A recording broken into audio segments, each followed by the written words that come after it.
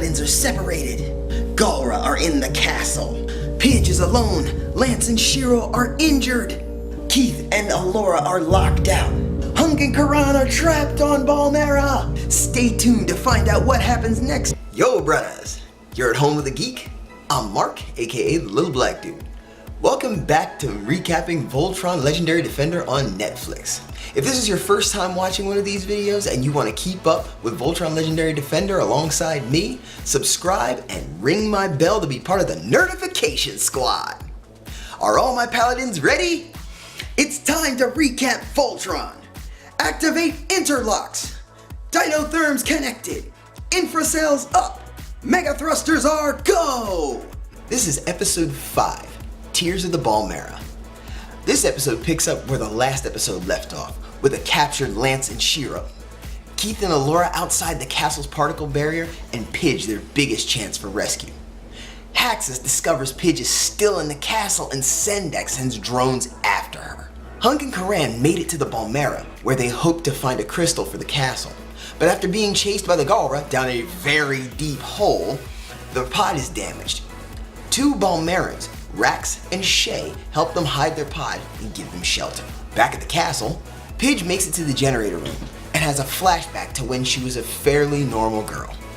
She remembers how her father and brother's mission was covered up and the lengths she went to prove it. This memory gives her courage to see this mission through to the end.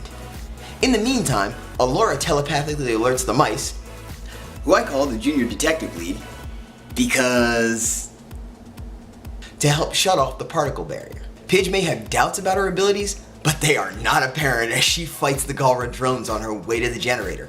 She uses holograms to trick them, she hacks the invisible maze along the way as a diversion, and even cheats death a few times. And just when it looks like luck has run out, Rover's there to help. On Balmera, Hunk and Karan learn about the Balmerans and the Galra occupation. During the conversation, Shay is forthcoming with their situation. But Rax is being a jerk, saying their safety is compromised by the act of hiding outsiders. We learn the Balmera is telepathic and communicates with its people, but the Galra have no interest in this and tear the crystals from its body instead of sharing energy like the Balmerans do. Meanwhile, Pidge has another flashback as she makes her way to the generator, this time about infiltrating the garrison as a cadet.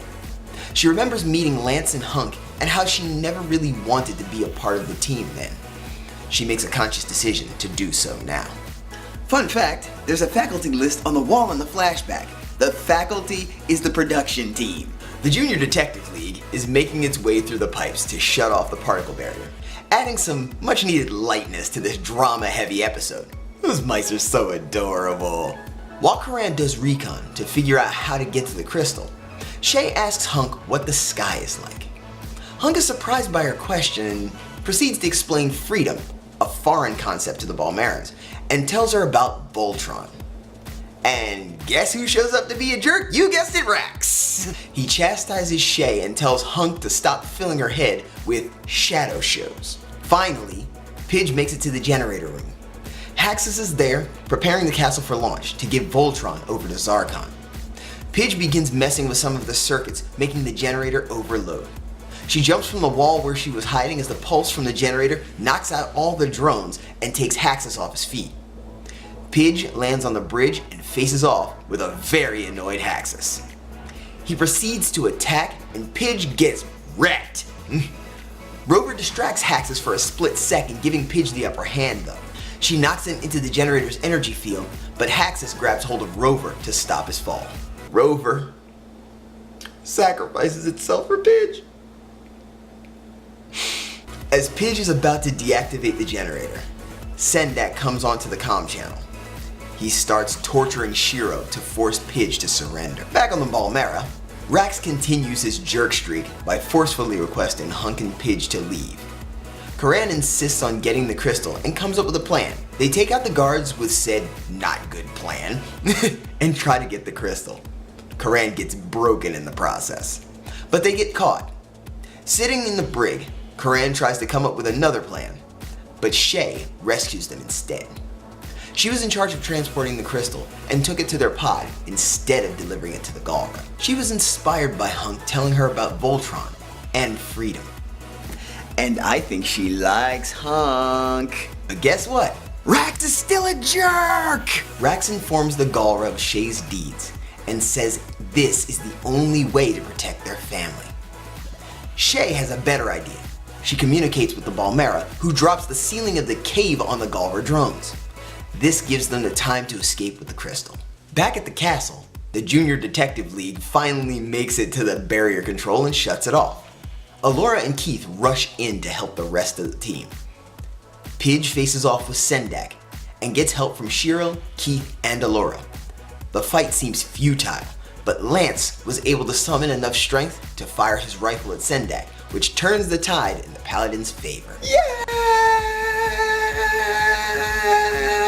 Hunk and Karan arrive shortly after, using Pidge's modifications from the previous episode, which didn't make the pot explode, and get the castle powered up, and Lance into a healing tank.